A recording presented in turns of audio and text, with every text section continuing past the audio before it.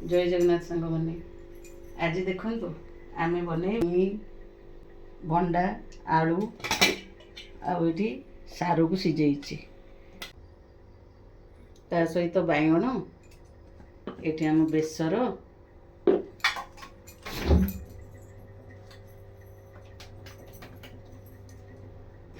ये टमाटो आउ तेल लुण मसला एका पकईकि आम बनइबा बेसर सारू तरकारी। चलते ए गैस लगेबा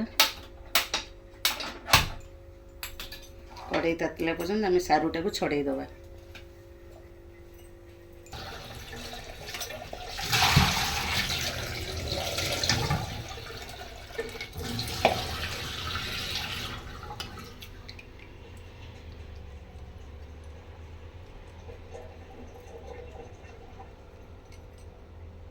देखो ये सारू तरकारी आम छुआ बेले आम आई मार थिला बेले एटा करूथिले भारी बढ़िया लगे।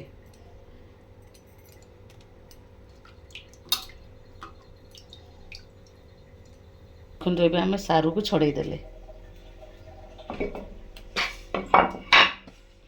एबे देखो आम ये सोरिष तेल किसी पकईबा तेलटी ताती आसलानी देखो तो पंच फुटण टे पकईबा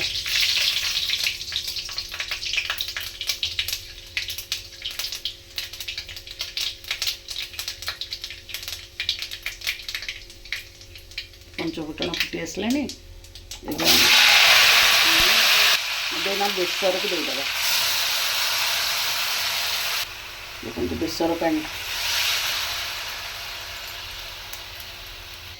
देखो आम भी मसला दे छुई भंडा आलू आ सारू जोगाड़ी देले हलदी गोटे स्पून देदेले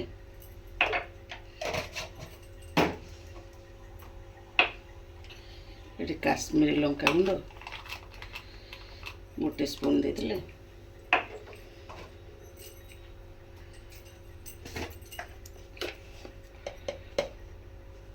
लुण स्वाद अनुसार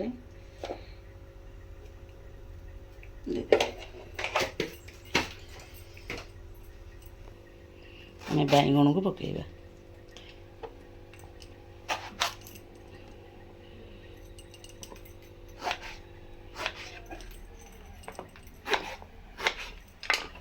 देखो बैगण को पकईदे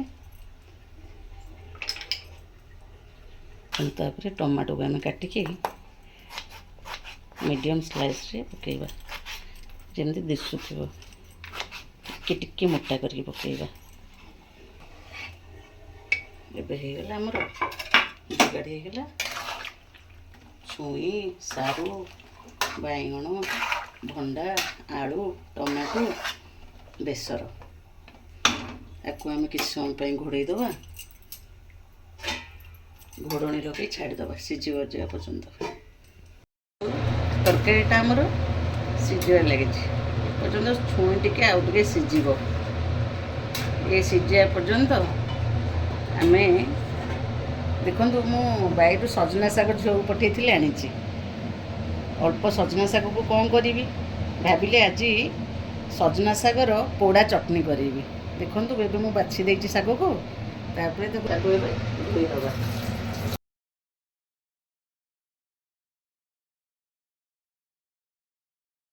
सजना शाग टे धोई देचु एवं पोड़ा ए गैस ऑन कली देखो मोर गोटे स्टील छांच तापर सजना शाग को एमती हल्के रखिकी एपट सेपट बुले बुले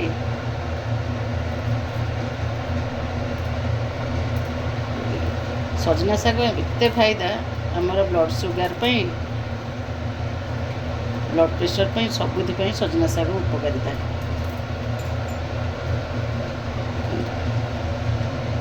देखिए शाग सीझी आसला आम नेक्स्ट शाग टे टाइप पोड़ा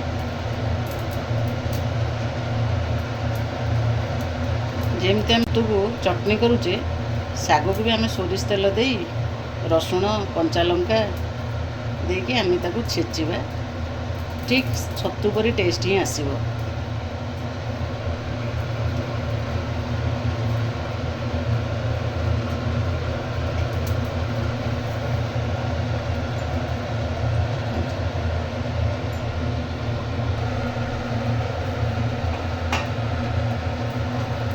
ଆପଣ ଦେଖିବେ କଷି ପତ୍ର ଯଦି ଟିକେ ନେବେ ସଜନା ଶାଗର, ସେ ଟିକେ ଭଲ ଲାଗିବ।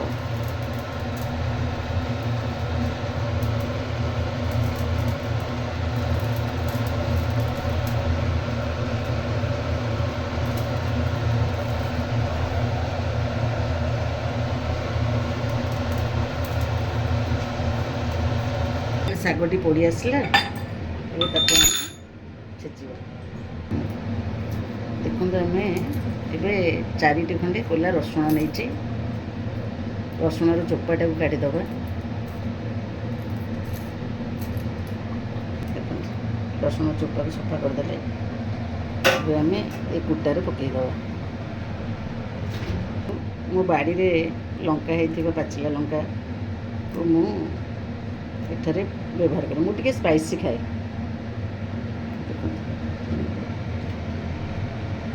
ତାକୁ ଏହିପରି ବାଛିଦେବା।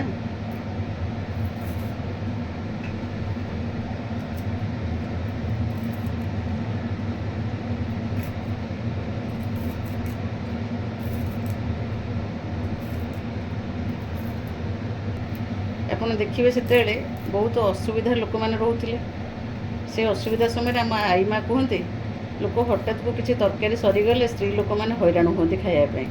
କ'ଣ କରିବେ, ହଠାତ୍କୁ ଦୌଡ଼ି ଯାଆନ୍ତି ବାରିକୁ, 2-4ଟା ସଜନା ଶାଗର ଡାହି ନେଇ ଆସନ୍ତି। ଏମିତି ଲୁଣ ଲଙ୍କା ରସୁଣ ଚୁଲିରେ ଟିକେ ସେକି ଦେଇ ତାକୁ ଛେଚି ଦେଇକି ଖାଆନ୍ତି। ବହୁତ ଅସୁବିଧାରେ ସେତେବେଳେ ମୋ ମା ଜେଜେମା ମୋ ଆଈ ସମସ୍ତେ କୁହନ୍ତି, ବହୁତ ଅସୁବିଧାରେ ଲୋକମାନେ ଗତି କରନ୍ତି। ଏମିତି ଛେଚିଦେବେ। ଦେଖନ୍ତୁ ମୁଁ କୁଟାରେ ଏବେ ଛେଚିଦେଲି। ଦେଖନ୍ତୁ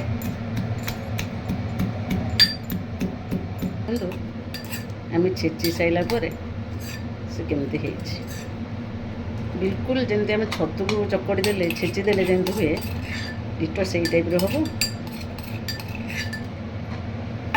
ତା ସହିତ ଆମେ ଟିକେ ନାକୁ 1-2-3 ବୁନ୍ଦ ସୋରିଷ ତେଲ ପକେଇଥିଲେ, ସୋରିଷ ତେଲ ପକେଇକି ଆମେ ୟାକୁ ଫେଣ୍ଟିଦେବା।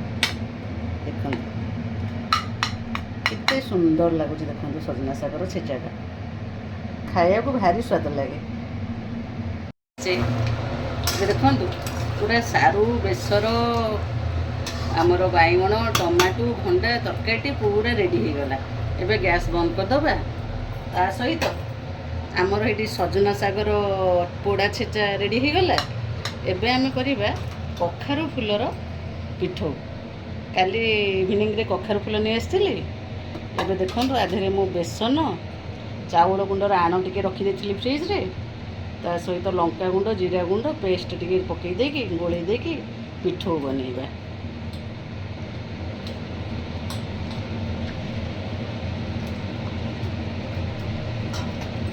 କଖାରୁ ଫୁଲର ପିଠଉ ଭାରି ଟେଷ୍ଟ ଲାଗେ। ମୋ ଝିଅର ସେଇଟା ଫେଭରେଟ୍। ସେ ସବୁବେଳେ କହିବ, ମାମା ମୁଁ କଖାରୁ ଫୁଲ ଖାଇବି। ପ୍ୟାନ୍ଟି ବସେଇଦେଲି ଗରମ କରିବା ପାଇଁ। ଦେଖନ୍ତୁ ପ୍ୟାନ୍ଟି ତାତି ଆସିଲାଣି। ଏବେ ଆମେ ଏଥିରେ ସୋରିଷ ତେଲ ପକାଇଦେବା। ଏ ଯେଉଁ ମୋର ସଁ ସଁ ସାଉଣ୍ଡ ହେଉଛି, ଦେଖନ୍ତୁ ମୁଁ ଚିମିଣ୍ଟି ଲଗାଉଛି। ଯେହେତୁ ଘରେ ଧୂଆଁ ହେଇଯାଉଛି, ସେଥିପାଇଁ ମୋର ସାଉଣ୍ଡଟା ଏଠାରେ ଆପଣଙ୍କର ଭିଡ଼ିଓରେ ଆପଣଙ୍କୁ ବୋଧେ ଭଲ ଲାଗୁନଥିବ ଦେଖିବା ପାଇଁ। ଏଠାରେ ଗୋଟେ ସାଉଣ୍ଡଟା ସଁ ସଁ ହେଉଛି, କିନ୍ତୁ ରୋଷେଇ କଲାବେଳକୁ ଯଦି ଚିମିନିର ୟୁଜ୍ ନ କରୁଛି ମୁଁ, ଘର ସାରା ତେଲର ଚିପକା ହେଇଯାଉଛି ଏବଂ ଧୂଆଁ ମଧ୍ୟ ହେଉଛି। ଦେଖନ୍ତୁ ଏବେ ମୁଁ ପିଠଉ ବନେଇବି।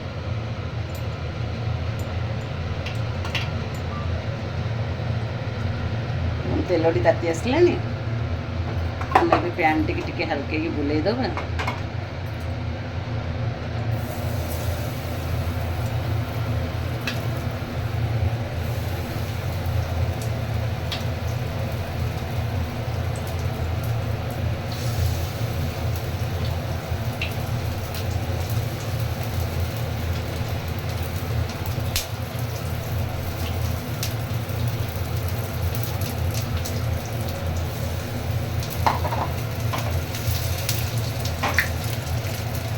ଦେଖନ୍ତୁ ଏବେ ଶିଳଟିକି ଆମେ ଆର ପଟକୁ ଓଲଟେଇ ଦେବା।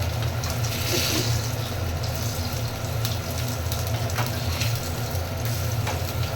ଶିଳଟିକି ଆମେ ଓଲଟେଇ ଦେଲେ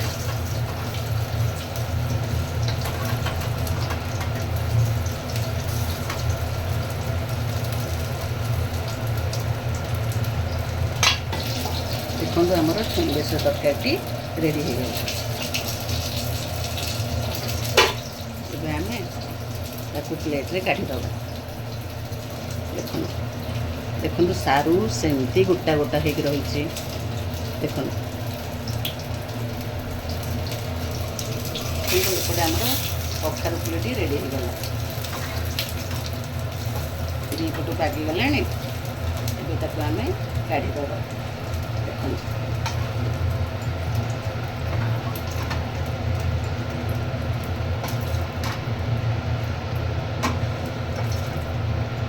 ହେଇଗଲା। ଦେଖନ୍ତୁ ଏବେ ଆମର ହେଇଗଲା ସାରୁ ବେସର ବାଇଗଣ ଟମାଟୋ ଭଣ୍ଡା ତରକାରୀ ଛୁଇଁ ୟା ସହିତ ସଜନା ଚଟଣି ପିଠଉ। ଦେଖନ୍ତୁ ଇଏ ହେଉଛି ଆମର ଶନିବାରର ଥାଳି। ଦେଖନ୍ତୁ ଏବେ ତା ସହିତ ଆମେ ସାରୁ ଚକଟା କରିବା। ରସୁଣ କଞ୍ଚାଲଙ୍କା ସାରୁ ଆଉ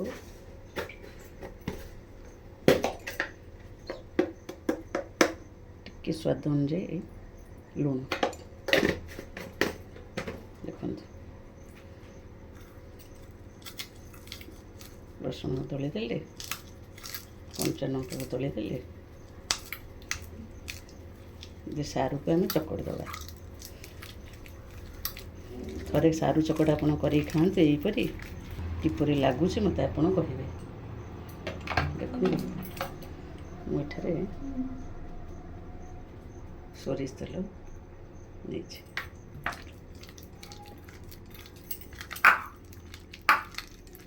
ଏପରି ହେଇଗଲା ଆମର ସାରୁ ଚକଟା।